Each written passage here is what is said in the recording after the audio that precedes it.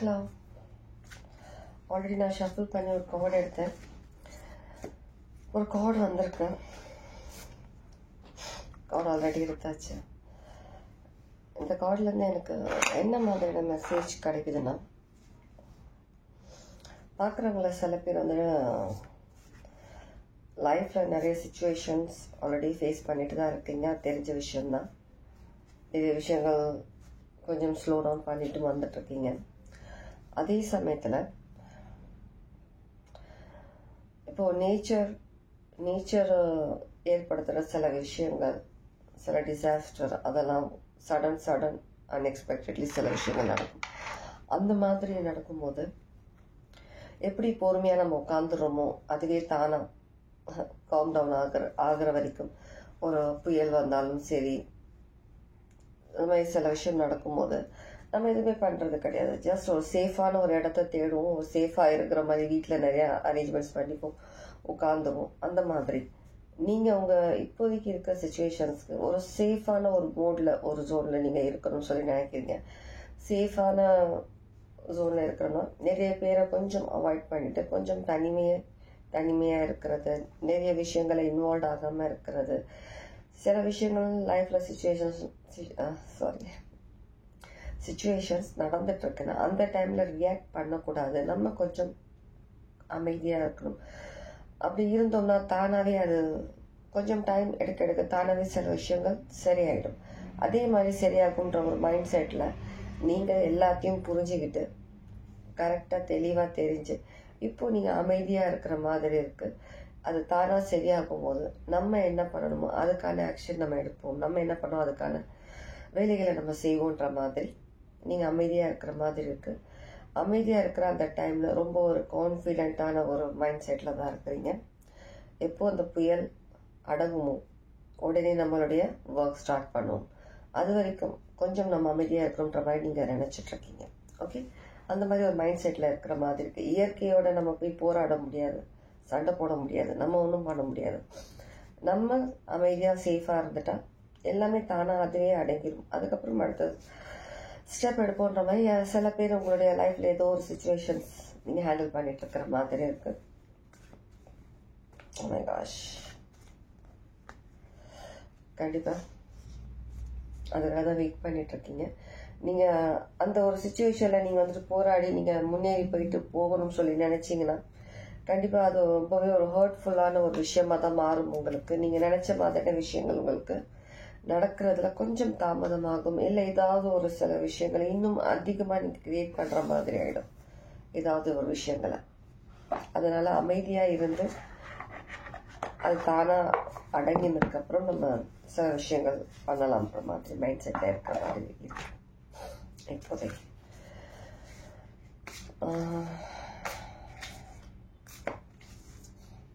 சில பேர் இன்னும் ஹீல் ஆகணுன்ற மாதிரி இருக்கு. நீங்கள் ஹீல் ஆகிட்டீங்கன்னு சொல்லி நீங்கள் நினைச்சாலும் ஏதோ சில விஷயங்கள் இன்னும் ஹீல் ஆக வேண்டி இருக்கு. உங்களுக்குள்ள இன்னும் சில பெயின் இருக்கு.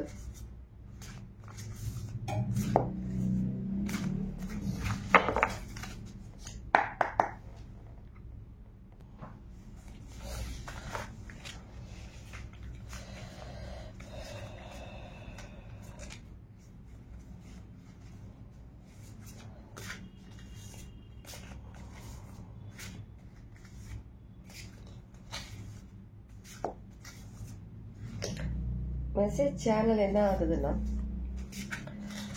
ஒரு சம்டைம்ஸ் நம்ம தண்ணி கீழே சிந்தினாலும் அது வந்து அள்ள முடியாது. ஒரு டம்ளர் தண்ணி கீழே சிந்திச்சுன்னா அதை நம்ம அள்ள முடியாது. அந்த மாதிரி சில விஷயங்கள் நம்ம அது நடந்துருச்சு, கீழே தண்ணி சிந்திருச்சுன்னா நம்ம அதை வந்து தொடச்சி அதை ரிமூவ் பண்ண தான் நினைப்போம். நம்ம வந்து திரும்ப வந்துட்டு அதை அள்ளி நம்ம அதே கிளாஸ்லேயோ இதுலேயோ நம்ம வந்து திரும்ப எடுக்க முடியாது. அந்த மாதிரி ஒரு விஷயம் ஏதோ ஒன்று உங்கள் லைஃப்பில் நடந்துருந்துச்சுன்னா, ஏதோ ஒரு விஷயம் நடந்துருச்சு, அந்த நீங்கள் சின்னதாக நினச்ச விஷயம் ஏதோ ஒரு பெரிய விதமாக நடந்துருச்சு, நீங்கள் நினச்சத வேறு மாதிரி நடந்திருக்கு ஏதோ ஒரு விஷயம் சில பேருக்கு. அந்த விஷயத்தை திரும்ப நீங்கள் சரி பண்ணணும்னு சொல்லி நினைக்காதீங்க. நடந்த விஷயம் நடந்ததாகவே இருக்கட்டும். ஜஸ்ட் அதில் வந்து விலகிறதுக்கும் அதை விலக்கி வைக்கிறதுக்கும் மட்டுமே நீங்கள் நினைக்கணும். அந்த விஷயத்தை நீங்கள் சரி பண்ணுறேன்னு சொல்லிட்டு நீங்கள் திரும்ப அதில் இன்வால்வ் ஆகக்கூடாதுன்ற மாதிரி மெசேஜ் எனக்கு இங்கே ஷேடர் ஆகுது. யாருக்கு எப்படி மெசேஜ் ரெசனேட் ஆகுதோ எடுத்துக்கோங்க. ஓகே,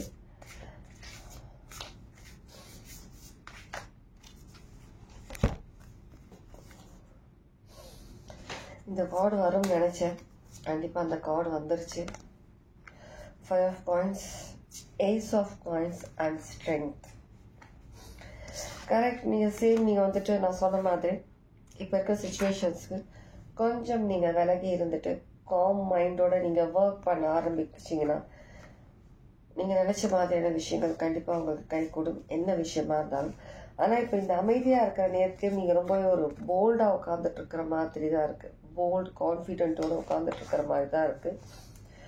பின்னாடி பற்றிக்கிட்டு எரியுது, எல்லாமே பற்றிக்கிட்டு எரியுது. இருந்தாலும் நீங்கள் ஒரு ஸ்ட்ராங் மைண்ட், கான்ஃபிடென்ட், ஒரு பயமே இல்லாமல் உட்காந்துட்டு இருக்கிற மாதிரியான ஒரு இமேஜ் இருக்குது. இதில் தெரியுதா? பின்னாடி பற்றி எரியுது, ஆனால் காமாக உட்காந்துட்டு இருக்க மாதிரி இருக்குது. தெரியுதா கிளியராக? ஃபேஸ் ஸ்மைலோட பயமே இல்லாமல் உட்காந்துட்டு இருக்கிற மாதிரி இருக்குது. எல்லாம் அடங்கட்டும், அப்புறம் நம்ம ஆட்டத்தை ஆரம்பிப்போன்ற மாதிரி. நீங்கள் உட்காரும் போது கூட சும்மா உட்காரல, நீங்கள் ஏதோ உங்களுடைய ஒரு பயத்தையோ ஏதோ ஒரு டிஸப்பாயின்மெண்ட் எனக்கு கேட்குது, அதனால சொல்கிறேன். ஏதோ ஒரு விஷயத்த நீங்கள் வீழ்த்திட்டு தான் நீங்கள் உட்காந்துருக்கீங்க. ஏதோ ஒரு விஷயத்த, உங்களுக்குள்ள இருக்கிற விஷயத்த நீங்கள் அதில் வெளியில் வந்திருக்கலாம். ஏதோ வரவே முடியாதுன்னு நினச்சி ஏதோ ஒரு மைண்ட் செட்டில் இருந்தோ, ஏதோ ஒரு விஷயத்துல இருந்தோ, இல்லை ஏதோ ஒரு பர்சனையோ ஏதோ ஒரு விஷயத்தையும் நீங்கள் வந்துட்டு தோக்கடிச்சிட்டு நீங்கள் கம்பீரமாக உட்காந்துட்டு இருக்கிற மாதிரி இருக்குது. அதுக்கப்புறம் நடக்காத சொன்னில ஏதோ ஒரு விஷயம் நடந்துருச்சு, சடனாக நடந்துருச்சு, அதை வந்து சரி பண்ணணும்னு நினைக்காம ஜஸ்ட் உட்காந்துருங்க. தானே அது அடங்கினதுக்கப்புறம் இல்லை அதை விலக்கி வச்சோ நீங்கள் உட்காந்துட்டீங்கன்னா கண்டிப்பாக அது சரியானதுக்கு அப்புறமா நீங்கள் அடுத்தது என்ன பண்ணலான்றது மாதிரி யோசிங்க.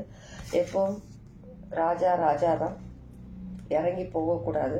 அடுத்தது என்ன நடந்தாலுமே நீங்கள் உங்கள் பிளேஸில் ஸ்ட்ராங்காக உட்காருங்க. மற்றது என்ன நடக்கிறதோ தானாக நடக்கும். அந்த மாதிரியான ஒரு மைண்ட் செட்டில் தான் இருக்கிற மாதிரி இருக்குது. அந்த மாதிரி சுச்சுவேஷன் தான் நீங்கள் இருக்கணும்ன்ற சொல்கிற மாதிரியும் இருக்குது. சரியா? ஒரு மெசேஜஸ் வந்துருந்துச்சு எனக்கு. நான் சொல்கிற விஷயங்களை திருப்பி சொல்கிறேன்னு வேர்டு சில டைமில் நான் வந்து சொல்கிற ஒரு வார்த்தையை திரும்ப சொல்கிறேன்னு சொல்லியிருந்தாங்க. அது வேணும்னு சொல்கிறதில்ல, சில டைமில் தானாக வர்றது தான் அந்த வார்த்தைகள். சம்டைம்ஸ் வந்துட்டு சில பேருக்கு புரியறதுக்காக நான் தெளிவாக சொல்கிறதுக்காகவும் திரும்ப சொல்கிற மாதிரி இருக்கும். ஏன்னா ஃபர்ஸ்ட்லேருந்து ஃபாலோ பண்ணுறவங்களுக்கு தெரியும், புதுசாக வரவங்களுக்கு தெரியாது. புதுசாக வந்தவங்க யாரும் சொல்லியிருந்தாங்க, அதை கிளியர் பண்ணிவிட்டு திரும்ப வீடியோலாம் சொல்லிடலான்னு சொல்கிறேன் நான். சரியா? என்னோட எனர்ஜி, என்னோட வைப் பிடிச்சா பாருங்கள், இல்லைன்னா இல்லை. ஏன்னா நீங்கள் வேறு ஒரு மைண்ட் செட்டில் நீங்கள் மற்ற ரீடிங்ஸ் பார்த்துட்டு நீங்கள் இந்த ரீடிங் வந்தீங்கன்னா கண்டிப்பாக உங்களுக்கு வேறு மாதிரி தான் இருக்கும். என்னோட ரீடிங்ஸ் புரியறதுக்கே கொஞ்சம் டைம் எடுத்துரும் உங்களுக்கு. ஏன்னா நான் பண்ணுற விதம் வேறு, நீங்கள் பார்த்துருக்க ரீடிங்ஸோட விதம் வேறையாக இருக்கும். ஏன்னா எல்லாரும் ஒரே மாதிரி கிடையாது, ஒவ்வொருத்தருக்கும் ஒவ்வொரு ஸ்டைல் இருக்குது ரீடிங்ஸ் பண்ணுறத. நான் என்னோட விதம் இதுதான். உங்களுக்கு ஓகேவாக இருந்தது, உங்களுக்கு புரியுது, உங்களுக்கு என்னோட எனர்ஜி ஓகேனா நீங்கள் ரீடிங் கண்டினியூ பண்ணுங்கள்.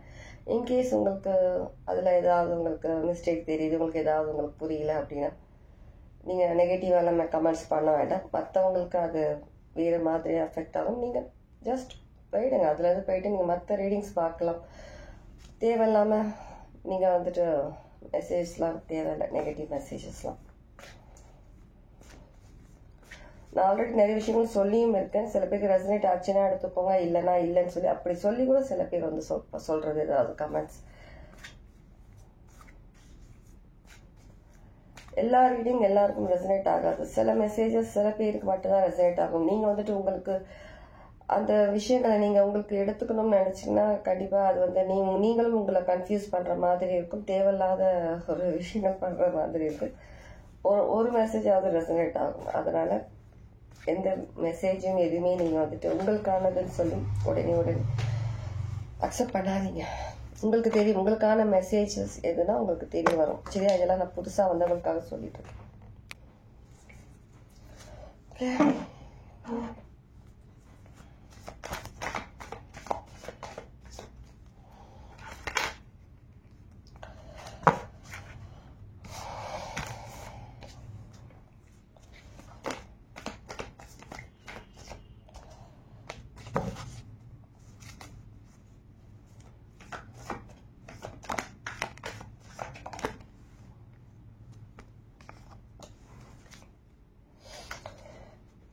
கண்டிப்பாக சில பேர் இன்னும் ஹீல் ஆக வேண்டி இருக்கு. உங்களுடைய பாஸ்டில் ஏதோ ஒரு சில விஷயங்கள் உங்களை வந்து பின்தொடர்ந்துகிட்டே வர மாதிரி தான் இருக்குது. சம்டைம்ஸ் சில விஷயங்கள் இது எல்லாத்துலேருந்து நீங்கள் விலகணும்.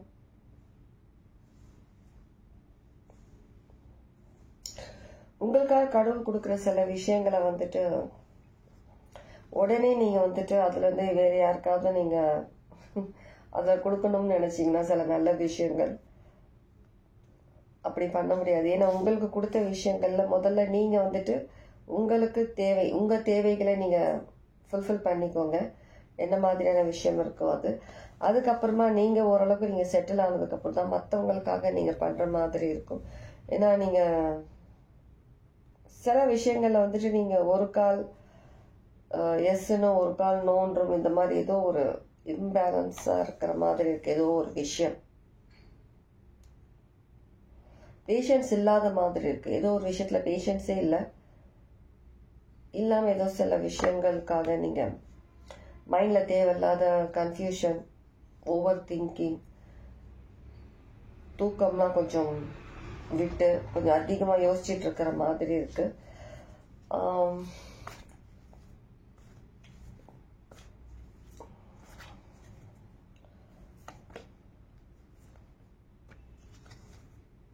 திரும்ப அதே கார்டு தான் வந்திருக்கு.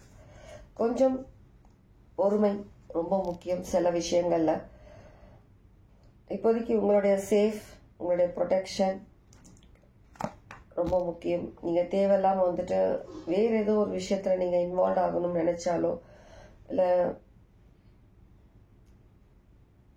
உங்களுக்கு கடவுள் காட்டின பாதையை நீங்க இக்னோர் பண்ணிட்டு வேற ஏதோ ஒரு ஒர்க்ல நீங்க பிஸியா ஆகுற மாதிரி தெரியுது.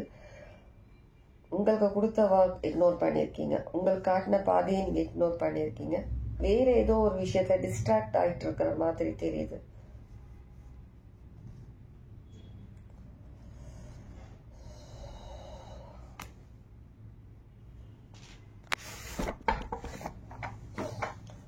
தேவையில்லாத ஒரு விஷயம் பண்ற மாதிரி தான் இருக்கு. உங்களுக்காக கிரியேட் பண்ணி ஏதோ ஒரு விஷயம் அதுல இருந்து நீங்க டிஸ்ட்ராக்ட் ஆயிட்டு வேற விஷயம் சில பேர், எல்லாரால சில பேர் பண்ற மாதிரி இருக்கு.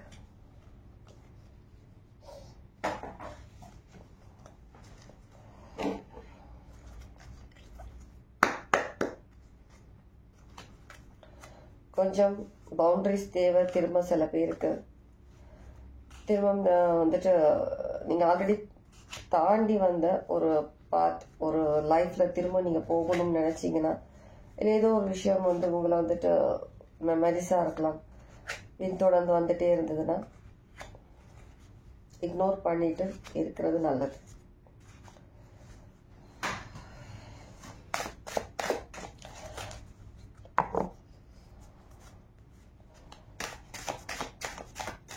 வாட்டர் சிக்னிஃபிகண்டா இருக்கலாம் சில பேருக்கு. வாட்டர் ஏதோ ஒரு விஷயம் வாட்டர் சம்பந்தமா இருக்கு.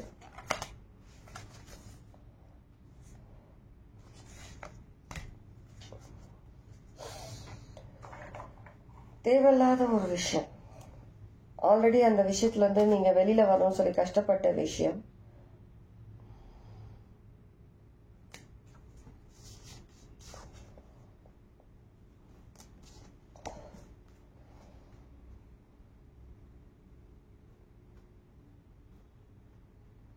திரும்ப நீங்களே போயிட்டு ஏதோ ஒரு விஷயத்துல மாற்ற மாதிரி தான் இருக்கு. கன்ஃபர்மேஷன் தான் மாற்ற மாதிரி இருக்கு. உங்களுடைய ஏஞ்சல்ஸ் எல்லாருமே வந்துட்டு உங்களை வந்துட்டு இது உங்களுக்கான பாத் கிடையாது, இது உங்களுக்கான ஒரு விஷயம் இல்லை, டைம் போயிட்டு இருக்கு, நீங்க வழி மாறி போயிருக்கீங்க, டிஸ்ட்ராக்ட் ஆயிருக்கீங்க, யூ டர்ன் பண்ணிட்டு வாங்கன்னு சொல்லி சொல்ற மாதிரி இருக்கு.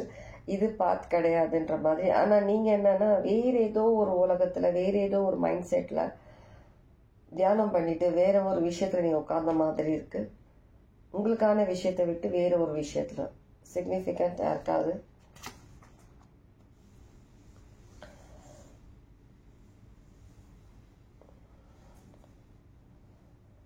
நீங்க வேற ஏதோ ஒரு பாத் சூஸ் பண்ணிருக்கீங்க, ஏதோ ஒரு விஷயம், ஏதோ ஒரு சம்திங், ஏதோ ஒரு விஷயம் நீங்க பண்ணிட்டு இருக்கிறதுனால உங்களுக்கான பாதையில இருந்து மாறி தானாவே போய் ஒரு வலையில மாற்ற மாதிரி ஆயிட்டு இருக்கிறீங்க. திரும்ப ஒரு யாரோ ஒரு பிடியில இருக்கலாம், ஏதோ ஒரு விஷயத்துல மாட்டின மாதிரி இருக்கு.